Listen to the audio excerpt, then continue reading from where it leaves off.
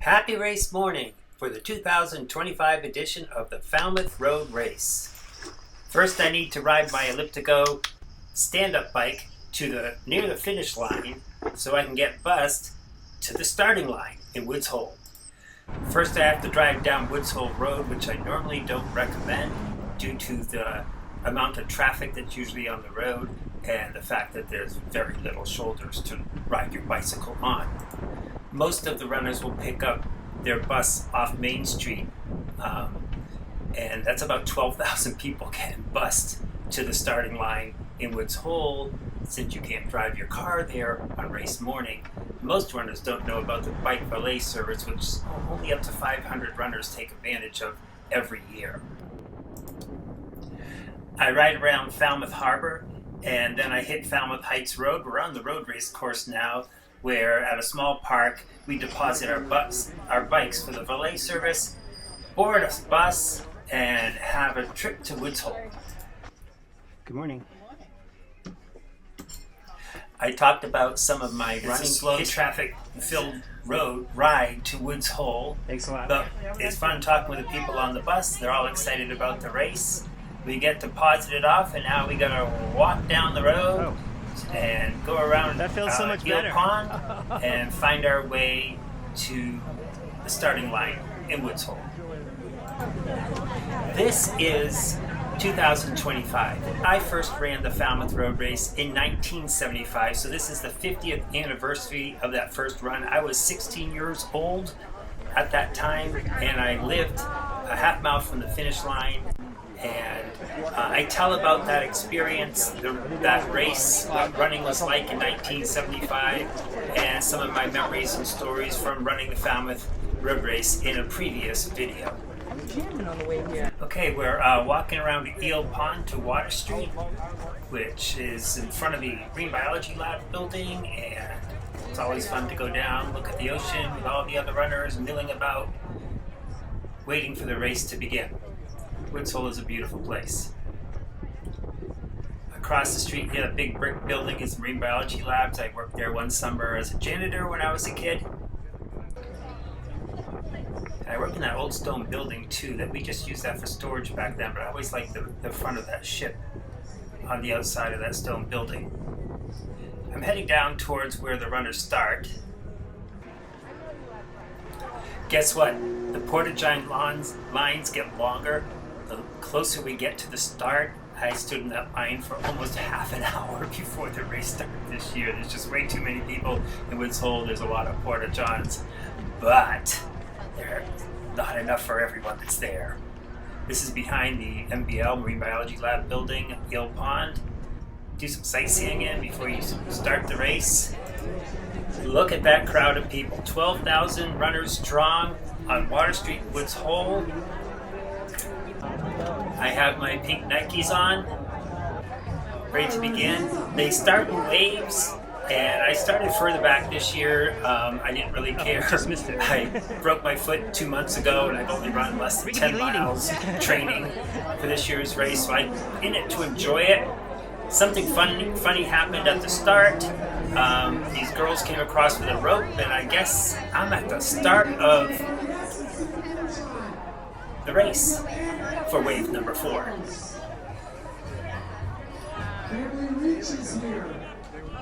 I really don't know if I want this responsibility yet.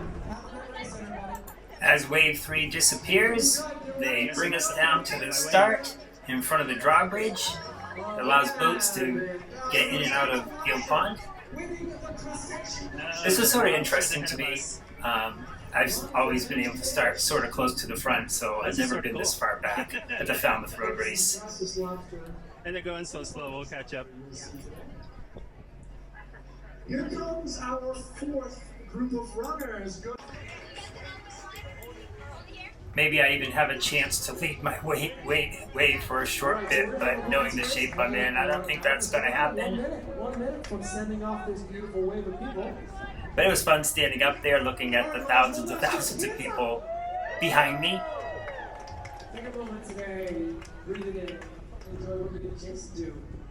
This is the 53rd time we've done this race. That sounds like a lot, but it's a special day to come together Just do something not everyone can get a chance to do.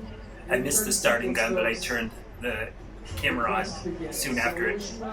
As you'll notice, I don't take an immediate lead. Something I'm known for doing in local races. Anybody from anywhere interesting? Falmouth! Well, I was born in Falmouth. I don't live there anymore. 5 seconds, good looking people. And there they go. They're off to a good start. I immediately noticed I felt horrible. My legs were stiff. I felt like I was climbing Mount Washington up this short hill out of Woods Hole. It wasn't just my conditioning. I did 2 5Ks. I've been doing 8:30 paces or so, including 2 miles on the track as my last workout at about 8:20 pace, but I was immediately feeling horrible here. I don't know what it was. It could have been the food I ate the day before or something. I just felt extremely thirsty. It was hot and a humid day, but there was no snap in my legs. They felt like cement bricks. And I knew it was going to be a long haul, but I didn't really care because I was here just to have fun and celebrate. But it sure would have been fun in a normal race to have taken off a lot faster from this wave. We're going to go right by Woods Hole Harbor here on the right. What I liked about the wave was it's not as crowded as even when I start up near the front. There's just packs and throngs of people, and you're trying to get around everyone else who's highly competitive. Here we had a good open space. I wasn't really slowing down because too many people were in front of me. Maybe I was slowing down with people behind me. I don't know. You can see everyone's passing. My legs were not here. Here's where I really feel the race starts for me normally. Go down Water Street. It's a downhill. There's a small bridge we run over, and it's made of wood slats, and I love bouncing down this right here. It is. It's a strange thing, a favorite part of the course for me. I just like the difference of what you're running on, surface you're running on.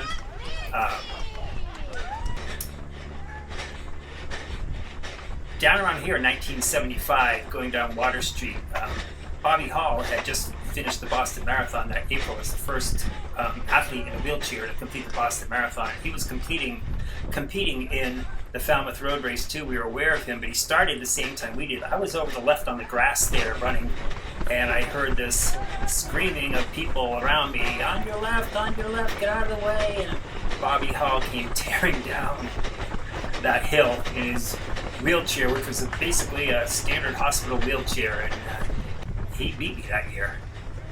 And he pioneered the use of wheelchair athletes and people with other disabilities that now are able to participate in races like Falmouth. I just love running down along the shore here, heading towards Nobska Light, iconic part of the course. Usually when I run the race, I'm racing, I'm aware of the ocean. I never really look at it. It doesn't really register with me. This year I wanted to look at the ocean, look at the scenery a bit more. I was not trying to race hard. Just a beautiful scene, all these runners. You can probably hear me, I'm already breathing hard. My legs were not coming to. I felt like I had run 100 miles already at this point, and they just weren't moving correctly, but I kept pushing on. There's the 1 mile mark. There's another version of the Falmouth Road Race in the fall called the Falmouth in the Fall. It's the same course, cooler weather, not as many people. I think now they allow up to 1,000 people in it. Before it used to be 500, and in the late 1990s I finished 5th in the race one year. The next year I finished 4th overall in the race, and right at this point here I was in a lead pack of about 10, and I decided this would be so fun to take the lead in the Falmouth in the Fall Road Race going up over the Nobska Hill, and I did. I had a lead going over the top, and I imagined myself as one of the great runners of the August version of the race to see what it would feel like. I thought it would be temporary, but pretty soon I found myself extending my lead more and more and more. And it's one of my favorite running memories. Going down the backside, I just took off, and by the time I hit the woods, I couldn't see or hear any runner behind me. Unfortunately, after a mile or two, some strong young runner went by, then another runner went by, and I held on over the final miles, even though there was a pack of a few runners like 50 yards behind. I said, don't catch me, don't catch me, and I managed to finish third place. That was one of my favorite races of all time. Once we hit the winding roads, heading towards Surf Drive, they're deceptively hilly, but incredibly hot and humid. The trees, I think, trap in the humidity. I love running under this bridge. That'd be a great place to spectate the course and cheer on runners. Lots of people on the course, including sea creatures, cheering us on. The second mile mark. This portion of the race is deceptively hard and difficult. Today it wasn't good at all.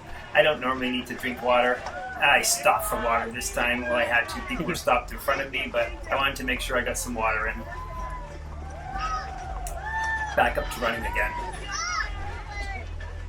Thank you to all the volunteers out of the course and the people cheering on the runners. It's just as fun as running the Boston Marathon. And can be very loud at different sections. Even though I'm not feeling good, I'm running with some pretty good runners here. I think these are your people that are extremely fit. Running may not be their full-time sport, but they are extremely fit. So I feel good that I'm sort of keeping up with them, and they're slowly passing me.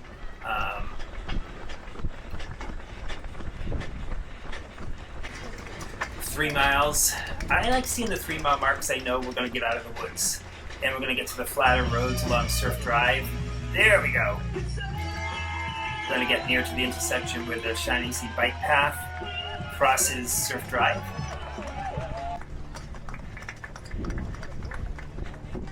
See, I did take a few looks at the ocean. There was a cool breeze for a while here, and particularly when you first got out. I said, oh, it felt so good. You'd think you'd be in the hot sun. But the cool breeze didn't last for long. When I rode back after the race on my elliptico to go home, I rode the course in reverse, and the wind had picked up. There was a strong, I was going into a headwind. It would have been a tailwind during the race, and it would have felt a whole lot cooler than it did during the race. Too bad the race didn't start later in the afternoon. The boats, people on them, observing the race. In all my years of running Falmouth, I never looked at the ocean. This is the first. I told you so. I'm still just meandering on. I have no push in my legs. Feels good after running through the humidity of the woods. And it made you loosen up by 7 miles. Hurricane Bob in the early 1990s came, and a lot of these shacks along the beach were washed across Sitter's Pond there. And now if they do rebuild them, they have to put them up on stilts. I hear the town of Falmouth is very worried that the rising oceans may soon take over Surf Drive overall. They're trying to know what to do in its future. Now we're at the 5 mile mark. As I said in the other video, in the early 90s, I was running with Frank Shorter at that mark, and I told Frank, hey, 29 minutes flat for 5 miles, and I heard a voice behind me with an accent. It was Rod Dixon, another Falmouth Road Race champion, New York City Marathon winner, and they took off on me. I ran behind them and just let them go and talk. We're going around the harbor here. I earlier biked this. My camera was dying. I think I took too many videos. I couldn't figure out what was going on. I'm having a bad day too. Really hot. And it wasn't recording. I had put it in my hand, trying to get it recharged in the charger. I wasn't sure what was going on, which led to a problem at the end of the race, because I will confess, it died on the hill of Grand Avenue toward the finish line. I didn't get the most important part of the race, the finish of the race, which would have been, I experienced it, but I can't share it. Now we're on Falmouth Heights Road. I grew up not too far from here. I've run this road tons of times in the past. I do a 3-mile loop multiple times a day when I was in high school or college and I was in Falmouth.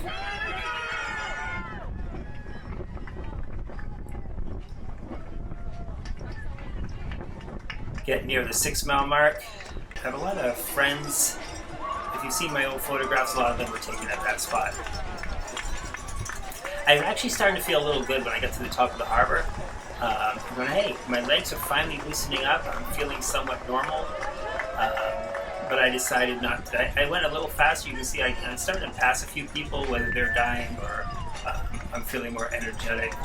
I am feeling a little bit better, more like myself. But I told myself it's really not a race this year. It's a celebration. So what good would a strong kick the last mile or so do?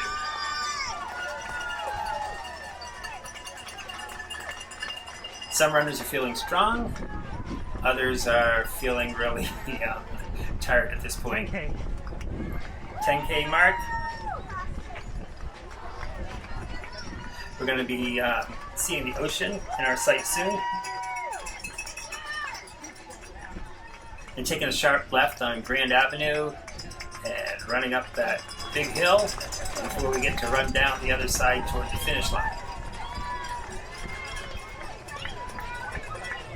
I was starting to enjoy myself a bit at this point. I was feeling a little bit better. But it was an incredibly hot day. I give a lot of credit to people who aren't trained to run the race, that don't put lots of miles, that persevere through it. You're hurting just as bad as the guys up front and the women who are running and who are extremely competitive. It still hurts.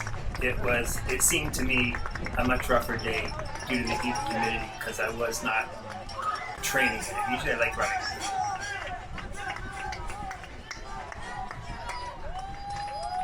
You have your numbers on your bib, and a lot of people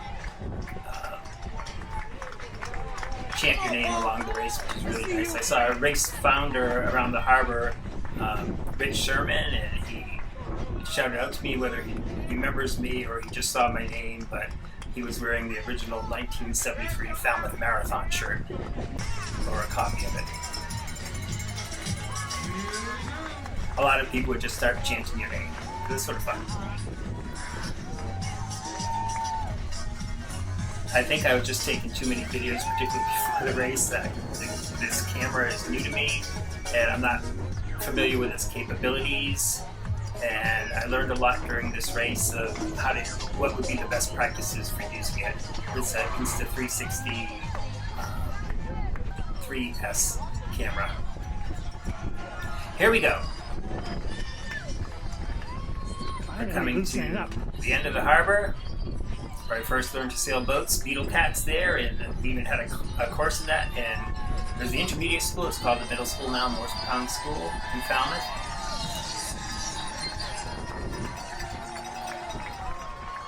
And now you're on your way to the finish line, but it's not easy.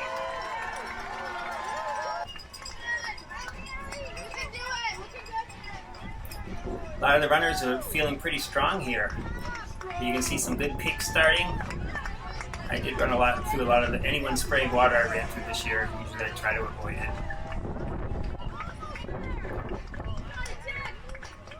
And when I couldn't run for 10 years, when I was in my 50s, I came up here with my camera and took photos right around here of the racers coming up the hill. A few of those photos made it into the Paul Clarity book on the Falmouth Road Race. Smile for the camera. They're going to charge you a lot of money to get one of their pictures. And pretty soon, that's the last video clip my camera recorded. I was really disappointed with that. The most important clip is finishing the race, and I don't have it. So there's my finishing time. Actually better than I thought I was doing. By far my slowest Falmouth Road Race by a long shot. Before I got injured, my goal was to break 50 minutes and 50 seconds, which is what I ran as a 16-year-old 50 years ago. That was not going to happen with a broken foot. So there's my time. I guess according to this, I did pick it up a little at the end. I was a little worried at the finish going down the hill. There was a female runner in great distress. She was down on the ground. I saw her trying to get up as I passed, and she could not get up. I hope she's okay. It was always a little disconcerting to see someone struggling like that at the end of the race. At the end of the race, I saw Dave McGovery, the race director, and spoke to him briefly. Hi, Dave. I had a broken foot. No way. Two months ago, like 9 miles of training. That was hot. It hurt up there. But You made it. we did. Good to see you. Finally got my camera figured out on my phone. These are the people finishing after me. We can see the first back at the finish line. And then all the volunteers handing out water. We have a long, crowded trek back to the ball field. And a really good hot dog. After I rode my elliptico back, I went by the ocean and on Surf Drive and took a dip to cool off. Felt good before traveling home and resting up for the afternoon.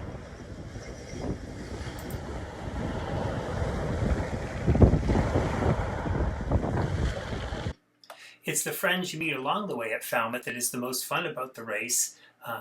At the expo, I was talking with Brian Salzberg, who has run all 53 Falmouth Road Races, the only one to do so. Back when I worked at Woods Hole, sometimes I'd see him on a run and go running with him. Incredible feat he's done. I also enjoyed talking with Bill Higgins, who's reported on the Falmouth Road Race since 1975, and Paul Claricke, who wrote the history of the Falmouth Road Race.